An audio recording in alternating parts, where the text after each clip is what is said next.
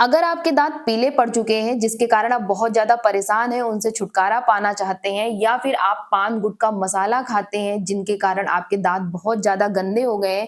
क्योंकि ऐसे भी कमेंट मेरे पास आते हैं कि मैम बहुत ज्यादा मैं पान गुटखा मसाला खाता हूँ जिनके कारण मेरे दांत खराब हो चुके हैं और अगले महीने ही मेरी शादी होने वाली है, तो ऐसा क्या करें कि मेरे दांत अच्छे हो जाएं, यानी फिर से वो सफेद हो जाएं। कभी कभी ऐसा भी होता है कि अगर हम ब्रश बहुत अच्छे से नहीं करते हैं तो हमारे दांतों पे गंदी मैली परत सी जम जाती है जिसको हम टार्टर या प्लाक कहते हैं। अगर आप ब्रश करते हैं तो ये ब्रश करने से नहीं जाता है, क्योंकि ये इतना ज्यादा हार्ड हो गया और रहता है ना कि अगर आप नॉर्मल सिर्फ ब्रश करेंगे तो ये बिल्कुल भी नहीं जाएगा। और जब हमारे दांत खराब होना स्टार्ट होते हैं ना, तो दांतों में हमारे सेंसिटिविटी की प्रॉब्लम हो जाती है, जिसके कारण अगर हम कुछ ठंडा या गर्म खाते हैं तो अचानक से हमारे दांतों में एक तीखी सी दर्द होती है जिसको सहना नामुमकिन सा हो जाता है। तो इस वीडियो में इन सभी प्रॉब्लम का सलूशन लेके आई हूँ, तो चलिए वीडियो को स्टार्ट करते हैं। उससे पहले अगर आप मेरे चैनल पे नए हैं तो चैनल को सब्सक्राइब कर लीजिएगा, बगल में जो बेल आइकन है उसे हिट कर लीजिएगा ताकि मेरी वीडियो का नोटिफिकेशन आप तक पहुंच सके। हमें सबसे पहले चाहिए हल्दी। हल्दी में एक कंपाउंड पाया जाता है जिसका नाम करक्यूमिन होता है। Curcumin antibacterial, anti inflammatory, anti fungal और एंटीसेप्टिक गुणों से भरपूर होता है, जिसके कारण ये हमारे मसूड़ों और दांतों दोनों के लिए बहुत ही ज्यादा फायदेमंद होता है। अगर आपके मसूड़ों में स्वेलिंग हो गई है, रेडनेस है या फिर कोई गम इन्फेक्शन है, तो हल्दी उसमें बहुत अच्छे से काम करता है। अगर आपके दांतों में बैक्टीरिया लग चुका है जिसके कारण आपके मुंह से गंदी बदबू आती है, तो सबसे पहले ये क्या करेगा, बैक्टीरिया की ग्रोथ को पूरी तरीके से खत्म करता है। और जब बैक्टीरिया का ग्रोथ आपके दांतों से खत्म हो जाता है तो आपके मुंह से बदबू आना भी खत्म हो जाता है। अगर आपके मसूड़ों से खून निकलता है तो हल्दी उसमें भी फायदेमंद होता है। और साथ ही साथ ये आपके दांतों के सतह पे जो प्लाक और टार्टल लग गया है, यानी जो गंदी मैली परत जम गई है, उसको हटाने में और दांतों का पीलापन, इन दोनों को खत्म करने में ये पूरी तरीके से मदद करता है। यहाँ पे हमें आधा चम्मच के करीब हल्दी चाहिए। इसके बाद यहाँ पे जो हमें दूसरा इंग्रेडिएंट लेना है वो लेना है सेंधा नमक। सेंधा नमक को अगर आप ध्यान से देखेंगे ना तो ये हल्का सा पिंक दिखाई दे रहा होगा, और यही सेंधा नमक आपके दांतों के लिए बहुत ही अच्छा माना जाता है।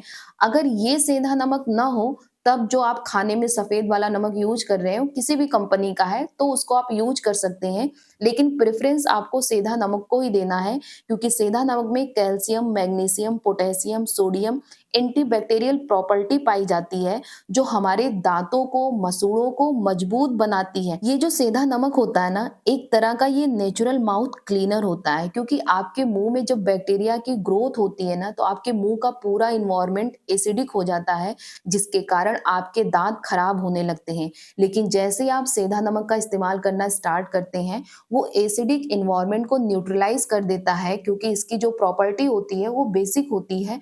तो न्यूट्रल करने के बाद वो पहले आपके मुंह का इन्वायरमेंट सही करता है, जिसके कारण बैक्टीरिया का ग्रोथ ना हो, क्योंकि आपके मुंह की बैक्टीरिया तभी ग्रो करेगी जब आपके मुंह का इन्वायरमेंट काफी ज्यादा एसिडिक हो गया हो। इसीलिए बोला जाता है कि रात में सोने से पहले ब्रश करिए, ताकि जो आपके दांतों में फूड पार्टिकल फंसे हों वो निकल जाए।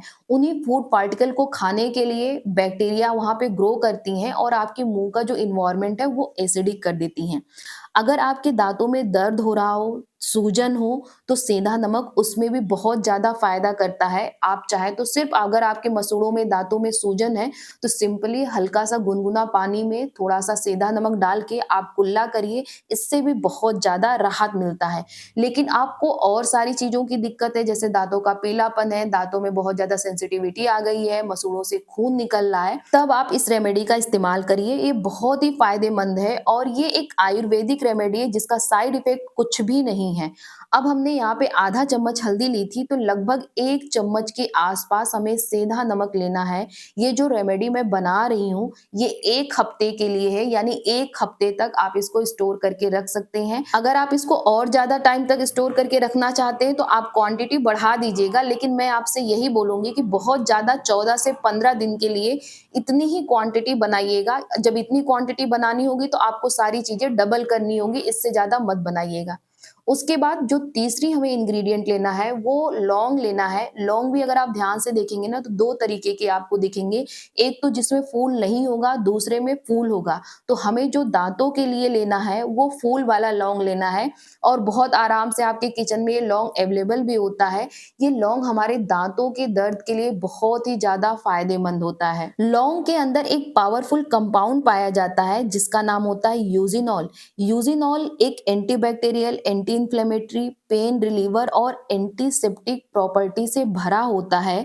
इसीलिए अगर आपको दाँतों का दर्द होता है ना तो घर में जो बड़े-बुजुर्ग होते हैं वो भी कहते हैं कि लौंग का तेल लगा लो, आराम हो जाएगा। क्योंकि ये आपके दाँतों को ना एक तरह से आप ये समझ लीजिए कि ये सुन्न कर देता है, क्योंकि जो यूज़िनॉल इसमें पाया जाता है ना, इसके अंदर नेचुरल एनेस्थेटिक प्रॉपर्टी होती है जो आपके दाँतों के दर्द को तुरंत खत्म कर देगा, सुन्न कर देगा, जिससे आपको पता ही नहीं चलेगा। एक तरह से आप ये समझिए कि जैसे आपके बॉडी के किसी पार्ट की सर्जरी हो रही हो, तो सर्जरी होने से पहले आपको एनेस्थीसिया दिया जाता है ताकि दर्द का पता आपको ना चले। सेम वैसा ही काम ये लौंग करता है। और लौंग अगर आपके मसूड़ों में सूजन हो गया हो, दर्द हो रहा हो, तो ये उसे भी खत्म करता है। यहाँ तक कि ये पायरिया के लिए बहुत ही ज़्यादा फ़ायदेमंद होता है, क्योंकि पायरिया में मसूड़ों से खून निकलते रहते हैं, मुँह से बदबू आती रहती है। तो लौंग जो मुँह में बैड बैक्टीरिया की ग्रोथ होती है ना, उसको रोक के ख़त्म करके आपके पायरिया में बहुत ज़्यादा राहत देता है, जिसके कारण आपके दाँतों का दर्द खत्म हो जाता है, मसूड़ों से जो खून निकल रहा है वो भी कम हो जाता है और आपके मुँह की बदबू चली जाती है। हमें 4 से 5 फूल वाले लौंग लेने हैं और उसको हल्का-सा ड्राई रोस्ट कर लेना है, क्योंकि अगर इसमें थोड़ा-सा भी मॉइस्चर होगा ना तो इसका हमें पाउडर बनाना है, तो पाउडर बनाने में थोड़ी-सी आपको दिक्कत होगी। ज़्यादा नहीं करना है, 20 से 30 सेकंड के लिए हल्का से इसको रोस्ट कर लीजिए, फिर इसको कूट के बारीक पाउडर बना लीजिए, जितना आप बना सकते हैं, जितना भी आपसे हो सकता है इसको बारीक कूटिए और कूटने से इसका पाउडर बना लीजिए। ग्राइंडर जार में अगर आप 4-5 लौंग को डाल के पाउडर बनाएँगी, तो सारा तो आस-पास ही चिपक जाएगा, तो इसलिए मैं आपसे बोलूँगी कि अगर आपके पास मोर्टार और पेस्टल है, तो उससे आप इसको कूट लीजिए या फिर सिलबट्टा हो, किसी चीज़ से आप इसका कूट के पाउडर बनाइए, वो ज़्यादा बेटर होगा। जब इसे हम कूट के बिल्कुल बारीक पाउडर कर लेंगे, जितना कर सकते हैं, अब इसको हमें मिक्स कर देना है। जो हल्दी और सेंधा नमक का हमने पाउडर बनाया था, उसी के साथ इसे भी मिक्स कर देना है और नेक्स्ट जो इंग्रेडिएंट लेना है, वो हमें लेना है बेकिंग सोडा। बेकिंग सोडा का इस्तेमाल आप तब करिएगा जब आपके दाँतों में प्लाक या टार्टर लगा हो, क्योंकि प्लाक और टार्टर इतना ज़्यादा हार्ड हो जाते हैं ना कि वो नॉर्मल ऐसे ब्रश करने से तो बिल्कुल भी नहीं निकलेंगे। ये जो बेकिंग सोडा क्या काम करेगा, उसको सॉफ्ट कर देता है। जैसे खाने के लिए जब आप इसको इस्तेमाल करती हैं, तो ये जिस भी चीज़ में आप इसको मिलाती हैं, वो चीज़ों को सॉफ्ट कर देता है, फ्लफ़ी कर देता है। जैसे आप इडली में यूज़ कर रही हूँ, किसी भी चीज़ में यूज़ कर रही हूँ, तो सेम काम ये आपके दाँतों पे करेगा कि जहाँ पे आपके दाँतों पे प्लाक या टार्टर लगा है, जब वहाँ पे इसका आप इस्तेमाल करेंगी, तो ये उनको सॉफ्ट कर देगा, फुला देगा, जिसके कारण अगर आप ब्रश करेंगी, तो धीरे-धीरे करके वो प्लाक और टार्टर आपके पूरी तरीके से निकल जाएँगे। इसकी एक ख़ास बात और होती है कि जिस तरह से जो नमक होता है ना, वो हमारे माउथ का जो एनवायरनमेंट होता है, उसको न्यूट्रलाइज़ करता है, सेम उसी तरीके से जो बेकिंग सोडा है, वो भी हमारे माउथ का जो एनवायरनमेंट होता है, उसको न्यूट्रलाइज़ करता है। अब इसको हमें मिक्स कर लेना है, इसकी क्वांटिटी बहुत ही थोड़ी लेनी है, यानी आपने यहाँ पे देखा होगा 1/4 टेबल स्पून से भी कम हमने यहाँ पे बेकिंग सोडा का इस्तेमाल किया है। अगर आपको टार्टर प्लाक की प्रॉब्लम नहीं है, तो इसका इस्तेमाल मत करिएगा। बाकी जो आपके दाँतों की प्रॉब्लम है, चाहे वो कैविटी की प्रॉब्लम हो, पीलेपन की प्रॉब्लम हो, दाँतों में सेंसिटिविटी होती है, ये सब बाकी चीज़ों से आपकी खत्म हो जाएगी। बस आप इसको 1 से 2 दिन इस्तेमाल करके देखिए, 1 से 2 दिन के अंदर ही काफ़ी ज़्यादा आपको फ़र्क पड़ेगा। अब इसको अच्छे से मिक्स कर लेना है। ये जो क्वांटिटी है 1 हफ्ते के लिए हमने बनाई है। अब हमें इसको इस्तेमाल कैसे करना है? सबसे पहले तो थोड़ी-सी क्वांटिटी में हमें इस पाउडर को ले लेना है और सरसों की तेल की हेल्प से ही इसको अच्छे से मिक्स करना है। मिक्स करने के बाद एक पेस्ट बना लेना है। ये रेमेडी वहाँ पे भी काम करेगी, कभी-कभी हमारे किसी दाँतों में हल्का-फुल्का थोड़ा-सा होल हो जाता है, जिसमें फूड पार्टिकल फँस जाते हैं और दाँतों में दर्द बना रहता है।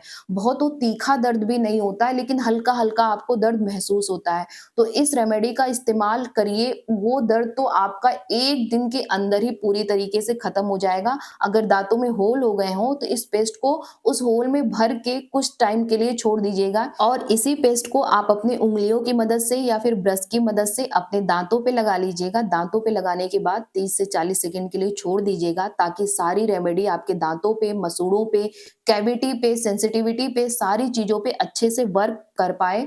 फिर हल्का सा प्रेशर देते हुए आपको अपने दांतों को रगड़ना है, बहुत ज्यादा प्रेशर मत दीजिएगा।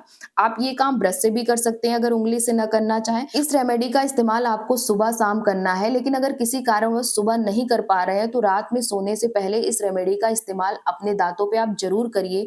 कुछ ही दिनों में आप देखेंगे आपको अपने दांतों में जो सेंसिटिविटी हो रही थी, दर्द हो रहा था, जो कैविटी के कारण पेन फील हो रहा था या फिर जो दांतों में पीलापन है, ये सब खत्म हो जाएगा और आपके दांत फिर से मोतियों जैसे चमकने लगेंगे। आई होप कि ये वीडियो आपको अच्छा लगा हो। अगर वीडियो अच्छा लगा है तो वीडियो को लाइक करिएगा। ऐसे ही वीडियो देखने के लिए चैनल को सब्सक्राइब कर लीजिएगा और बगल में जो बेल आइकन है उसे भी हिट कर लीजिएगा ताकि मेरी वीडियो का नोटिफिकेशन आप तक पहुंच सके।